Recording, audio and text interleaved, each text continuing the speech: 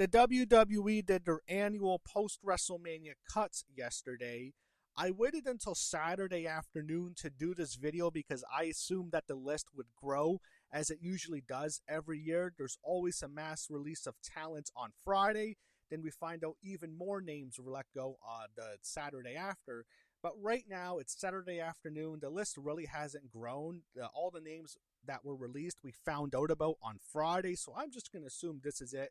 I really hope this is it. I don't want to see anyone else lose their jobs. It's sad for the wrestlers. It's sad for the wrestlers who did not let go because a lot of them are good friends. And it's really unfortunate. And it's also unfortunate that TKO exists because it's the soul-sucking parent company of the WWE.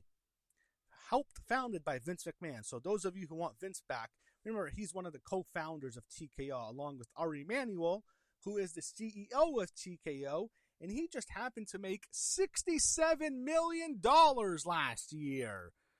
Mark Shapiro, the president and COO of TKO, made $42 million last year. Nick Khan, the president of the WWE, made a staggering $24 million last year. I don't know the salary of Dwayne Johnson, who's on the board of TKO, or Paul Levesque, the head of creative of WWE, but I'm sure their salaries were very high. And it's funny because, they have to cut costs. I mean, they can't just take a few $1 million less and, almost all these wrestlers could have kept their jobs, at least until their contracts expire. But no, they can't do that. Wrestlers need to fucking unionize. And I'm sick of people defending WWE and TKO. If you want to defend WWE because you grew up with it, I can understand that. I'm guilty of that too. I do have fondness for WWE. I've been watching since I was 3 years old.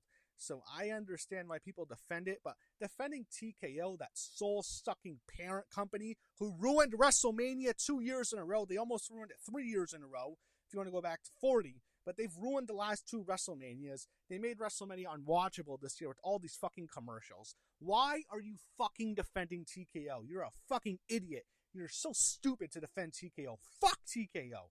Fuck you for defending them. Look, wrestlers need to unionize. This is bullshit. I mean, you're just releasing people out of their fucking contract while you have all these... Anyway.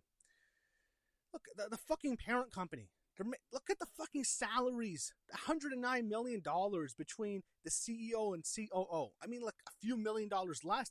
All these talent could have kept their jobs at least until their contract expire. And I'm not saying WWE owes people a job for life. If when the contract's up, they don't want to renew it, go ahead. Don't renew it. There's no problem with it. Most of these people, I wouldn't have renewed myself. But I think it's bullshit, right? The only way to stop this is it's going to take top talent like Roman Reigns and Cody Rhodes. Though they won't do this. I know they won't. But they're going to have to organize with a lot of the wrestlers on the lower card and the mid card and form a union. And that's how you stop it. And not just with WWE and AEW, all wrestlers. Like, there needs to be a union to stop this fucking bullshit.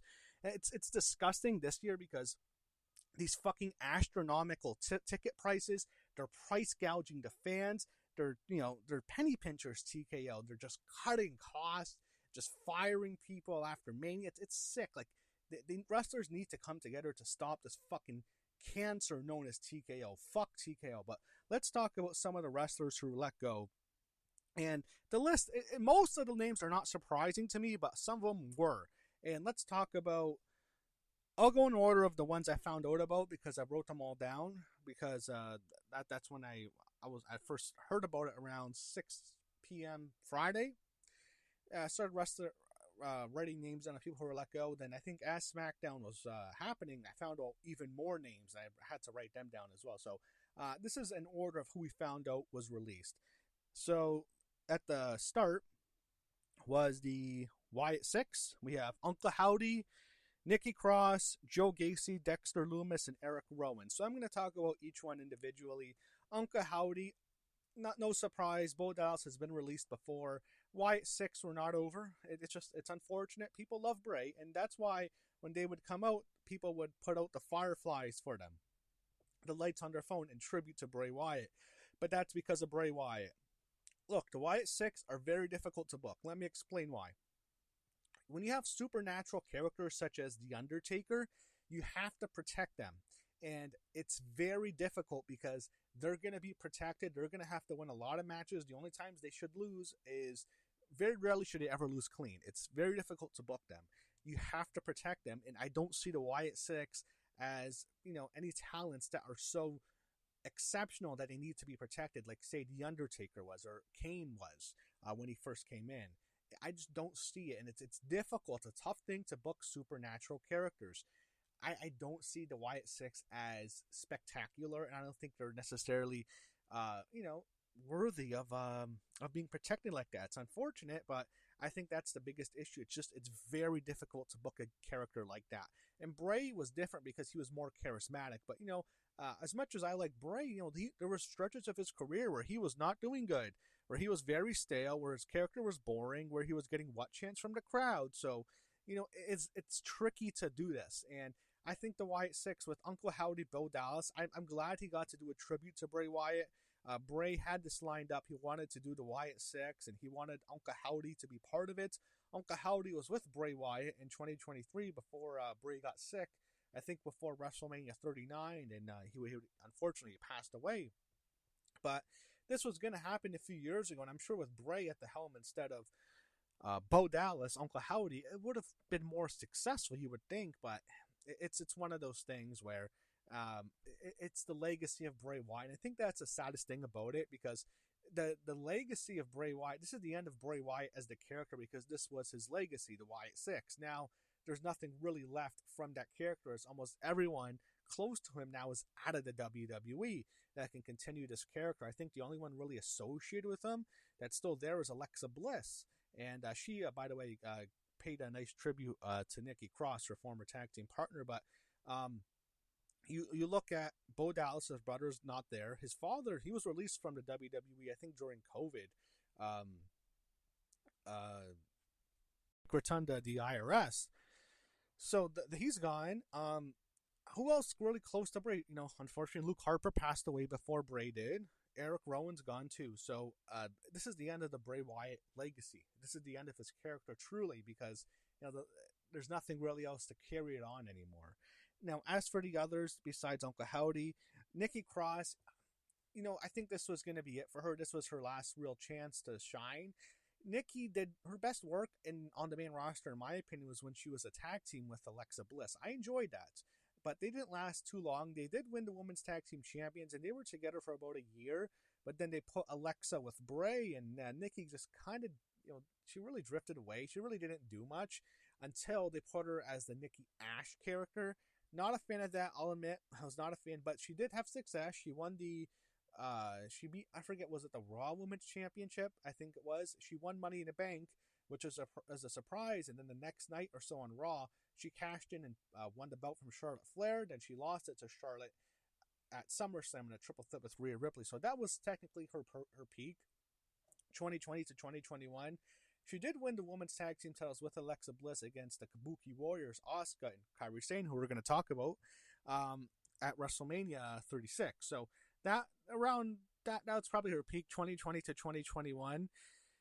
Past the Nikki Ash character, who really was not world champion material, and she lost the belt quickly.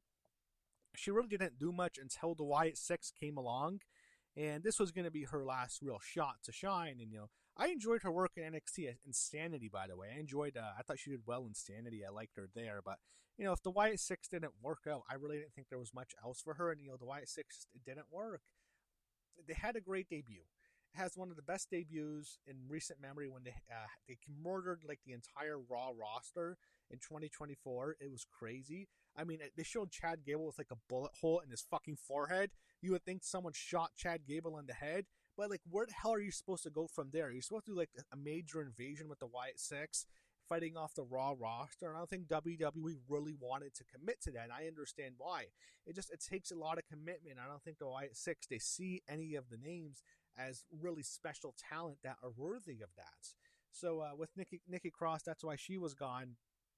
Joe Gacy, I didn't like a lot of his work in NXT, I'll be honest, but I thought he did really well in the Wyatt Six. I mean, the two stars, in my opinion, were Joe Gacy and Dexter Lumis, who was also let go. But with Gacy, I mean, once this failed, I don't know what else they would do with him, because there's so many names coming up from NXT, and he wasn't necessarily a star in NXT. He did get some championship opportunities. I think he headlined in NXT PLE against Braun Breaker, which he lost, but there really wasn't too much for Gacy. And then with Dexter Lumis, he had his moments in NXT with Indy Hartwell. I actually liked them as a pairing, and then he comes to the main roster, feuds with The Miz, and it's an awful feud where he's like stalking Miz and Maurice, if I remember. I don't remember it. It was horrible. But then he gets put into Wyatt 6, and again, him and Gacy were the stars of the Wyatt 6. They did well. I enjoyed both their work, and I liked them as a tag team. But then it's difficult when it doesn't work out. I mean, where else are they going to really go with them? Because there's so much talent coming up, and it's unfortunate, but I think Lumis and Gacy can actually do well. I think they could. I don't know if they'll get signed to AEW. Probably not. Maybe TNA. I think both of them can end up in TNA and do well in TNA. So hopefully, I think they'll be fine. They'll land on their feet. Now, Erick Rowan, it wouldn't surprise me if this is the end of his career as a wrestler. The guy, he was original member of the Wyatt family. He, of course, debuted with Bray Wyatt and Luke Harper. A great debut back in 2013 when they attacked Kane. And, he's an original member of the Wyatt, so it's legacy. Even with the Wyatt family, it was clear that he was, he was a distant third in terms of talent. Bray Wyatt, who was very charismatic, the leader, and Luke Harper, who had a great look and was really good in the ring, just didn't get a lot of opportunities in WWE. He did do better in AEW as Brody Lee, but of course, unfortunately, he passed away in 2020. But Rowan, he's a legacy. He's part of Bray and Luke and the original Wyatt family, and he's no longer with. Those two are no longer with us now. But with him, it's not surprising. I didn't think he would last long. As back into Wyatt 6, he was never really a star in WWE in the first place. And, this second run, if the Wyatt 6 didn't work out, there really wasn't much use for him, and it didn't work. So that's why the Wyatt 6 were released. Bray has a lot of fans, so I'm sure they were disappointed by it. This was his legacy. This was carrying on his name. I'm glad they at least got to do it, and we at least got to see it. It would have been a what if we did not see it before, and WWE did not commit to this, but I'm glad they at least gave Bo Dallas, Bray's younger brother, the chance to carry out his brother's plans and carry the torch for a few years in his brother's honor. So, R.I.P. Bray Wyatt, and this is the end of the Bray Wyatt character in a way, because the character is now done. Not obviously Bray's no longer with us, but the legacy of the character, which is the Wyatt 6, it's no more, and that's probably the saddest thing about it. Now we also have Zoey Stark, who was let go.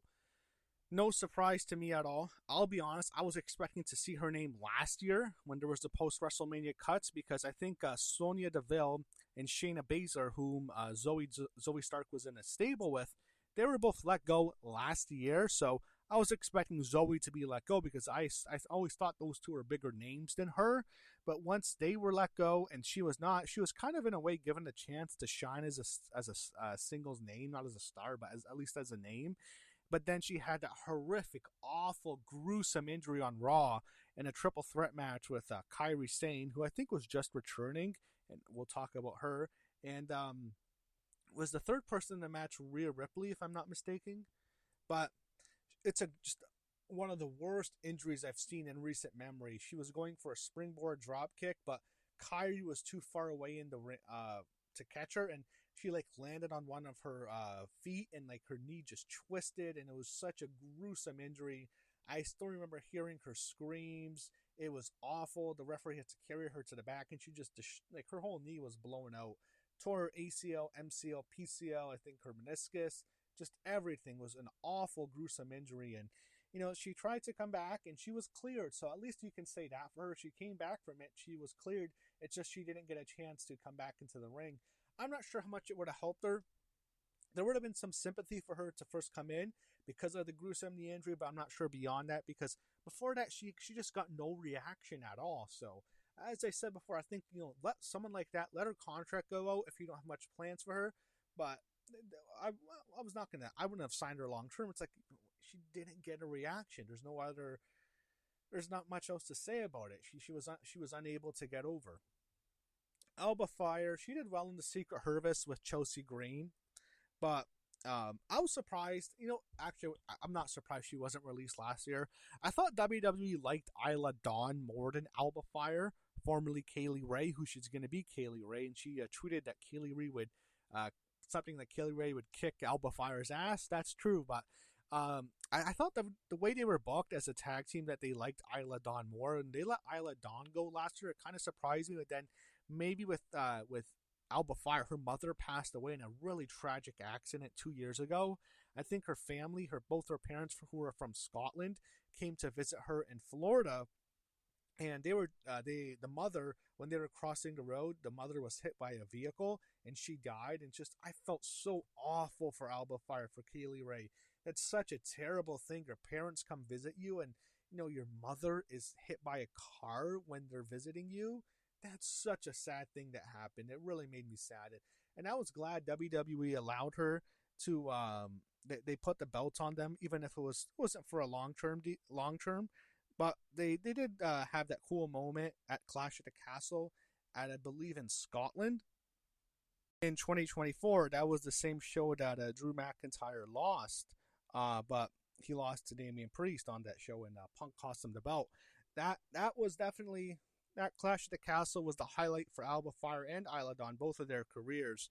But past that, they didn't do much as champions.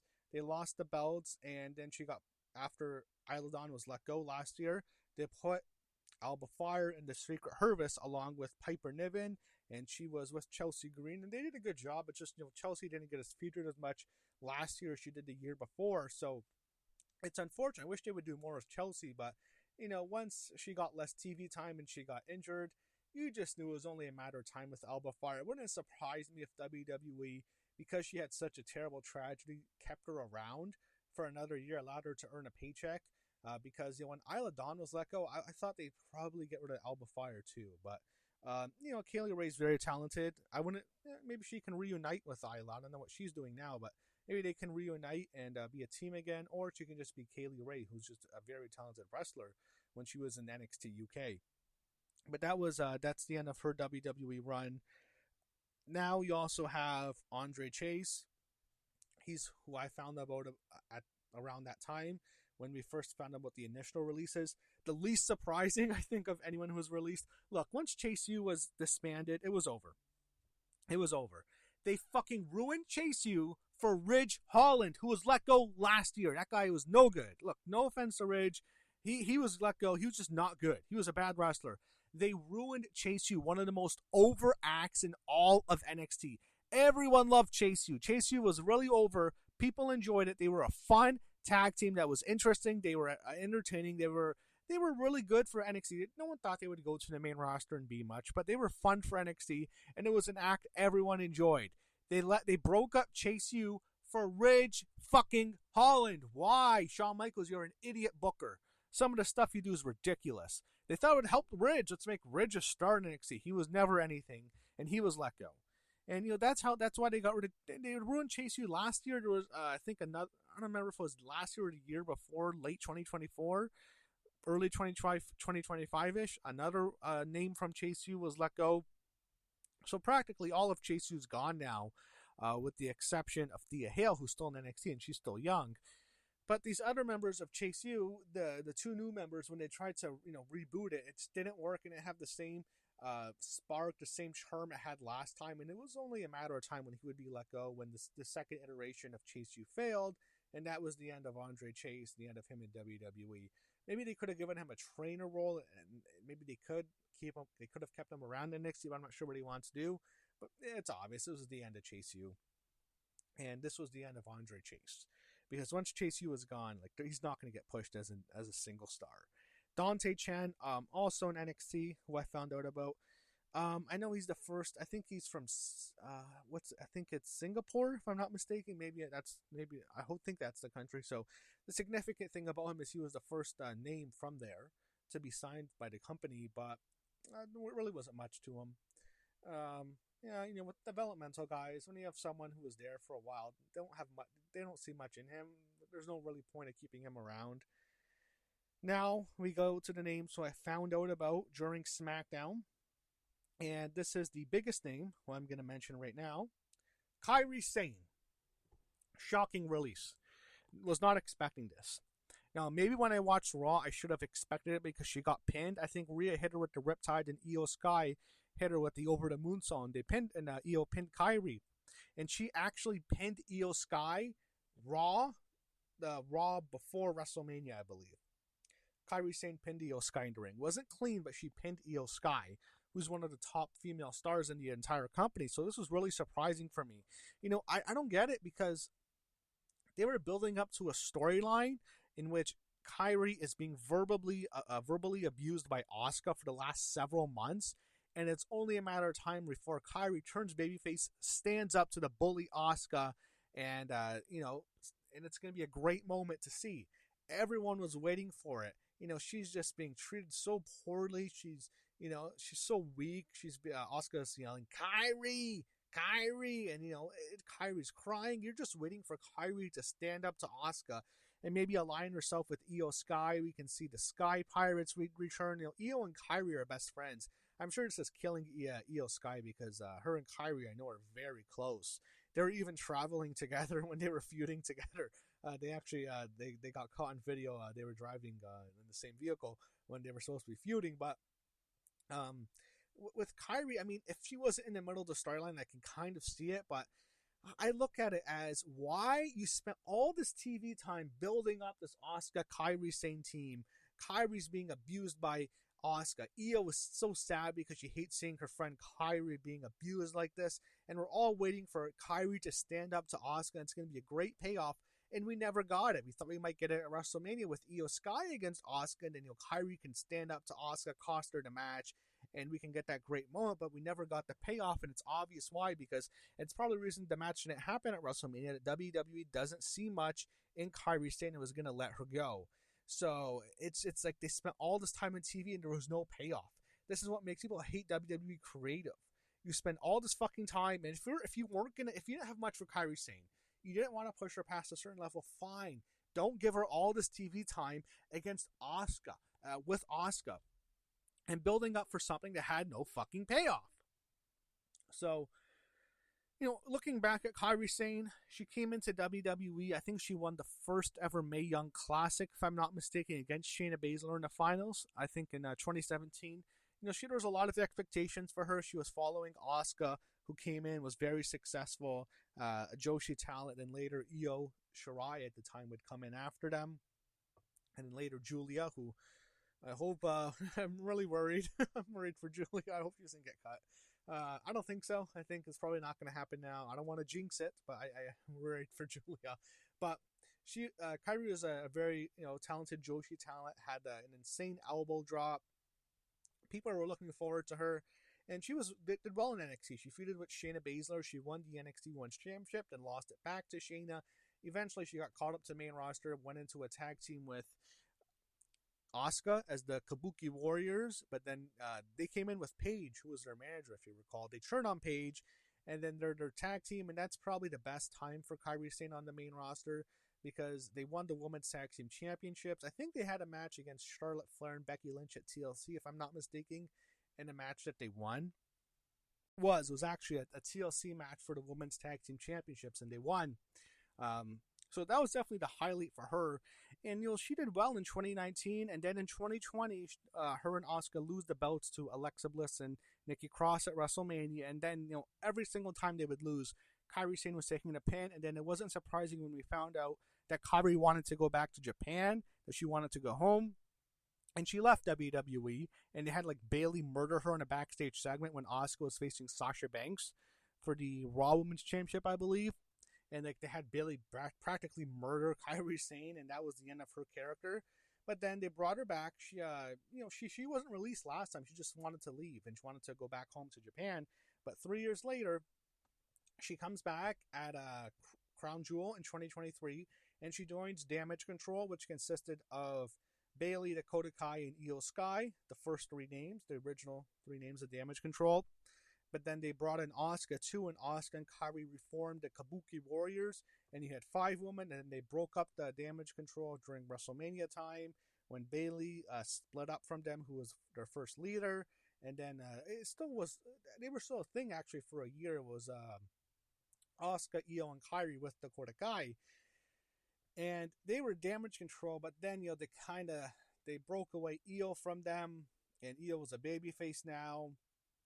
And, eventually Damage Control just faded away, and Dakota Kai was the first one let go last year. And Kairi was still in a tag team with Asuka. She wasn't a team with Io. They were the Sky Pirates for a while. Again, they were teaming, but then, she went back with Asuka.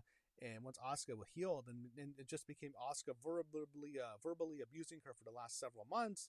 And you're just waiting for Kairi to stand up to her, and it never happened. And I'll say this about Kairi. I didn't feel like she was the same performer in her second run in WWE that she was during her first run, in which she was really great in the ring. This time, it just felt like something different to her. Maybe there was a spark missing that existed with Kairi's initial run. And eventually, her being released, if she wasn't in this long-term storyline with Asuka, it would have been less surprising. But Kairi's very talented. Look, all the Japanese promotions, the Marigold, the Stardom, they're gonna want her. I think her significant other just was signed by WWE, which is surprising. He signed, and they immediately get rid of Kairi. Maybe they could have had something for her in NXT, in which she can be with him, but. Look, AEW would sign her. I think if she wants it, she'll go to AEW would take her in. Kairi's a big name. She's a great Joshi talent. I'm sure Mercedes Moné would love to work with her again, and she worked with Kairi already. So she has wherever she wants to go, she'll get an offer. But it's unfortunate because we didn't get the payoff with Asuka, and it's too bad. And I also not only feel bad for Kairi, I feel bad for her friends like Io. Her and Io are really close. And I'm sure that really sucks for Io because now she was split from Rhea too. So, but with Kairi Sane, she'll definitely get. This isn't gonna destroy her. She'll find work very easily. And I think of all the names, she's the most likely to get signed by AEW if she wants to go there. The next name I want to get to is Apollo Crews. Very unsurprising. Look, if they just let his contract run out, they should have. They did nothing with him the last few years. The only thing I can remember him doing the last 5 years was that feud he had with Big E when they brought in Commander Aziz. Remember him at WrestleMania 37, and he won that Nigerian drum fight and was the Intercontinental Champion. That's the only thing I can remember him doing recently. He never really got over on the main roster. Not much to say here.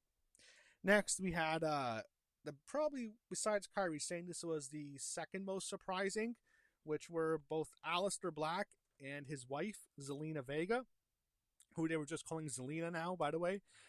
They were let go yesterday, both of them. Zelina being let go isn't shocking to me. Aleister being let go is very surprising because I was not expecting that. He was only been back from the WWE to the WWE for a year. Remember, I think it was a SmackDown after last year's WrestleMania when they brought him back.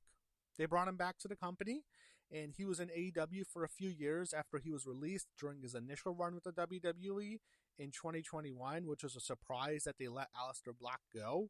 But he was cut. So he comes back, then he goes to AEW as Malachi Black, had a falling out with Tony Khan, I believe. Last year he's back to SmackDown after WrestleMania, and they were pushing him for a while. Didn't have him doing too much, but he wasn't being buried or anything like that, not even the slightest. And it's kind of came out of nowhere to me because with Aleister, he was feuding with Randy Orton. He was having a long-term feud with Randy Orton, and there was reports that he was set to face Randy Orton at WrestleMania and win. I don't think that's true. I don't think they were going to ever have Aleister Black pin Randy Orton at WrestleMania. That's hard for me to believe. But, I mean, he was being featured prominently on SmackDown. It's not like he was a jobber. He had that long-term feud with Damian Priest last year that culminated on the first SmackDown of the year this year in a really good ambulance match. But it was a very long feud, and he lost it in the end. But it wasn't like he was ever buried during his second run with WWE. And it's just it came out of nowhere to me. I'm thinking, why Aleister Black? He's only been back for a year, and to be honest, they've done more with Aleister than they did with Rusev, and he came back at the same time last year. So it's sad. I think last year's SmackDown, the SmackDown after last year's WrestleMania 41, Zelina Vega actually won the Women's United States Championship, and then her husband, Aleister Black, returned on that same show. And a year later, the SmackDown after WrestleMania 42, both of them are let go on the same day. And Zelina actually was on the live stream on her Twitch, and she said she got the call from TKO, and she was very upset with Sean Ross Sapp for reporting it. She wanted to report it. She wanted to say it, and she was upset about it, as you can imagine. Yeah, I was not surprised. I was surprised. I was not expecting them to be let go, and they were featured on television, and they had storylines for them. I think the big issue with them is when Karrion Kross and Scarlett left last summer. WWE essentially got rid of him. They didn't want to give him a new contract, but Kross got himself really over, as did. And Scarlett was part of his act, and it felt like WWE was trying to capitalize on that. So what they did was they gave Aleister Black Karrion Kross's gimmick, and they had Zelina do her best Scarlett impression, and basically they would copy their entrance. Aleister and Zelina just became a ripoff of Kross and Scarlett to the core, to the exact same entrance. They would have Zelina literally dressed as Scarlett. Scarlett would wear the black leather, as would Zelina. She would do the same mannerisms as Scarlett would do during the entrance, and they would just have Black do his best Kross impression. Maybe because he has tattoos, I don't know. But it was the exact same gimmick, and it was so weird to see it because they were separate. I didn't think of Aleister Black to be Karrion Kross. Aleister Black had his own character in WWE for many years. During his first run with the company, he wasn't some guy who they just didn't have much for, and they really didn't utilize much. He had his own character, his own identity, his own gimmick, and it was just so strange for now. He's just a Karrion Kross ripoff, and his wife is just being a Scarlett ripoff. And Zelina Vega, it's unfortunate because when she was Women's United States Champion last year, she just never got much of a reaction. I think the biggest issue with Zelina Vega, in my opinion, was her entrance. She has one of the worst entrances in the history of the WWE. It's awful. It's horrendous. It's Def Rebel. Def Rebel is awful. The TKO keeps Def Rebel around because they're fucking cheap, because they suck. They suck so bad. They're cheap. Who else is going to fucking sign them? No. They have no market value, so they're fucking cheap to keep around, and they keep them around even though it hurts the product, it hurts the talent, because it's hard for Zelina Vega to get over when she has such a horrible, horrible theme song, and maybe she wouldn't have gone over anyways. Definitely the highlight for Zelina Vega in the WWE would have been Backlash in Puerto Rico 3 years ago when she challenged Rhea Ripley for the, I think, was it the SmackDown Women's Championship or I think it was the SmackDown Women's Championship. I don't know if they changed it to the WWE Women's Championship by then, but that was definitely her career highlight. She goes to Backlash in Puerto Rico. She's from New York, but she's of Puerto Rican descent. Meant a lot to her. She lost to Rhea Ripley, as everyone knew she would, but that was definitely her highlight. And she was part of the LWO for a while during her second run with the company. She was let go, I remember, in 2020. I think over due to I don't know if it was OnlyFans or there was something to the content that she was doing online, and WWE didn't want the wrestlers doing that stuff, so she was let go over that, if I'm not mistaken. And then she came back, was the Queen of the Ring. She had the tag team with Carmella, won the Women's Tag Team Championships for a while, and then lost them at WrestleMania 38. And then the following year, she got put with the LWO. And that was Ray's group, and she lost a match to Rhea. Then LWO splits, and she goes off as a singles. She had some success, you have to give her that. Won the Women's United States Championship from Chelsea Green last year. Then didn't do much after she lost it to Julia around SummerSlam time. And then after she loses the rematch to Julia, she goes. She doesn't do. That's when they put her with Aleister Black. Last year, they put her with her husband, Aleister Black, and they just give him a Karrion Kross and Scarlett ripoff, and, it didn't do much. And for Black, his best time was in NXT, no doubt. And people thought because Triple H is the head booker now, he'll go back. And it seemed like he wanted to go back because Triple H was the booker, and, he had so much success in NXT. It's just, what Paul Levesque was booking NXT was for a different audience than for the main roster, which is for TKO, who is the audience he's booking for. But it just didn't work, and he didn't get over too much. I thought with him and Rusev when they came back, I was a little bit hesitant on bringing them back because I didn't know if they really were going to do much. I think they would have had more success in their first term, even if I didn't agree with their firing.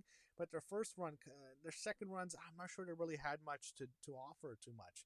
And with Black, again, I think that I really think that putting him and Zelina, making them Cross and Scarlet ripoffs, hurt them a lot. But they were let go.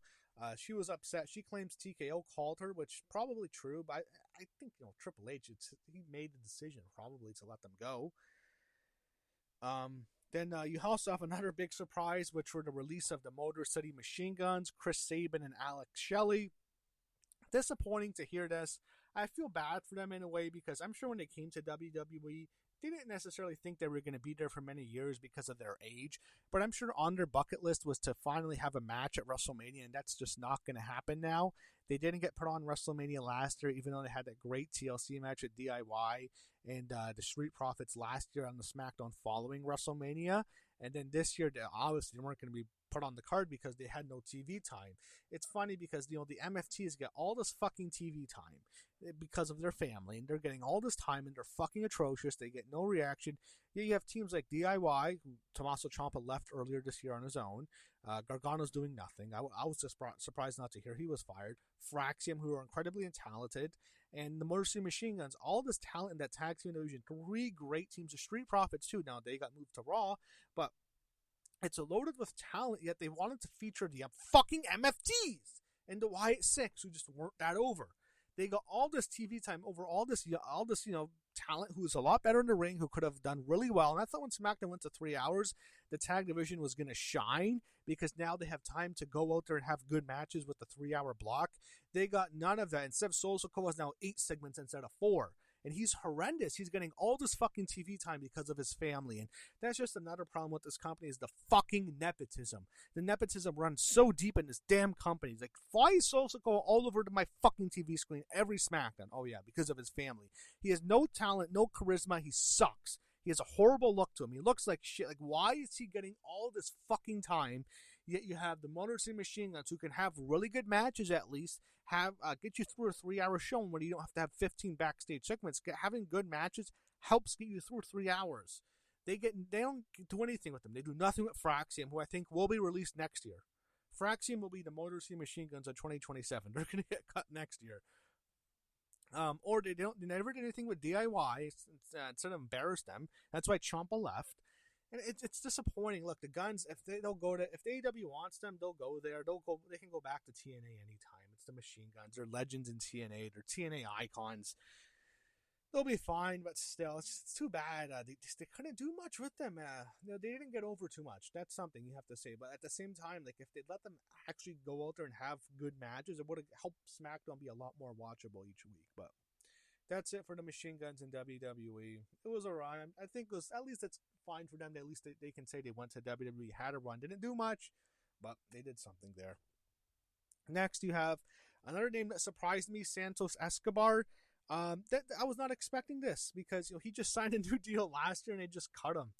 There's reports that his contract went up and he wanted to leave and he should have just left. But then they gave him a new contract. But then TKO probably saw, well, he's making too much money. And they just let him go. So, I mean, you may as well just let his contract go out.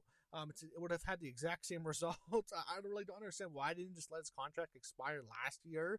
But I think he got hurt this year, and, they just didn't have much for him. They kept the other guys with Los Garza. I guess they can use them in AAA. I think some of the talent, Lucha talent, could survive a lot because they can just go to AAA and use them there, utilize them there. But Santos Escobar, they really weren't doing that with him, and he was making more money, and, he was just expendable in that regards. Again, just let his contract expire last year. No one's going to say anything. Let him go. That's fine. I mean, that would have been fine, really. That would have been fine. Because they didn't do much with him on TV after they had him lose the feud to Rey Mysterio a couple years ago. So Escobar being gone, it's surprising because he just got a new contract. And I think another issue, this is another solo rant, but with Solo Sikoa, he's this mafia boss. That was what Santos Escobar was. They give that spot to Solo. So Santos was kind of a mafia boss with Legado del Fantasma. Well, and Solo already has that spot because he's the MFTs and he's part of that family. So he's going to get more opportunities than anyone else, even though he has no fucking talent. But, I mean, that was another problem he had. But not too much charisma, in my opinion, when I saw Santos and him being let go. If he didn't sign a new contract last year and they just let him go, I wouldn't have thought much of it. It is what it is. Then you have some names from NXT, from developmental I wanted to get to. First, I'm just going to mention Luca Crusifino. He's the one who stands out to me. Not surprised at all. I mean, Tony D'Angelo, who was part of the family, he's the NXT champion now. And Stax is part of the Birthright stable. So they're actually doing something at NXT, those two. With Luca, he was always the other guy, part of the family. And once the family split, I mean, there really wasn't much for him. And him being surprised is not him being released is not surprising in the slightest. It wouldn't surprise me if he just let his contract go low. And we don't know how many of these guys were cut, how many of them had their contracts expire. But with him, I don't think there was much for him past the family. Also wanted to mention Tyra Mae Steele. They didn't do much. Very similar to Gable Steveson. I think they came in at the same time. Both gold medalists in wrestling, but really in NXT didn't have much for them. They didn't really get over when she was wrestling, and it wasn't that good. So with her, it's not surprising. Now, here's some other names I'm not too familiar with. I'm just going to mention them. Tyson Dupont. These are all developmental people, by the way. Tyson Dupont, Tyriek Igwe, Chris Island, Sierra Linton, Trill London, and Malik Blade also let go. And that's the people who were let go in this round of cuts in the WWE, April of 2026. And unfortunate to see it every year, but wrestlers just fucking come together. Like, if it's bullshit that you have these bastards at TKO cutting people like this, and they're signing people to long-term deals like Santos Escobar and then releasing them. So we know at least one of them was not a contract expiring. And I have nothing to say bad if they don't want to renew someone's contract, they feel the performance isn't up to snuff, not up to standard, and they don't have much for them in creative. They want to let their contract expire. No issues with me. I understand it. It's different when you're just releasing people like Santos when you just sign him to a new deal. It's such a disgusting business practice to do that. You just sign him long term and then you release him. It's similar to what they did to Gallows and Anderson all those years ago in like 2020 when they just cut them after they signed them to 2 long term deals. It's such bullshit to do that. And like the Santos Escobar to me we know it's not an issue of his contract expiring. Aleister Black, look, I doubt he signed a 1-year contract and returned last year, so he was clearly let go. Zelina, I'm not sure. Could have been her contract just when it expired. I don't know. But you have these people, they're just firing them, and I'm thinking, look, if the contract's going to run out, okay, but there's people here that we know their contracts were not out. They still had time, and they got fired, and you have this, I don't say bad things, you have these, this parent company, the soul-sucking parent company, TKO, these fuckers, $67 million for that bastard LRMania who's ruined WrestleMania. That fucker who gives us commercials during WrestleMania. That fucking bastard. He's making $67 million. Then you have Mark Shapiro making $42 million.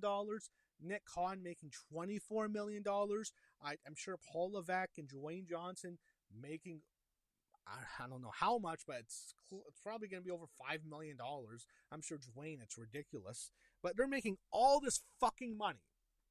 This TKO.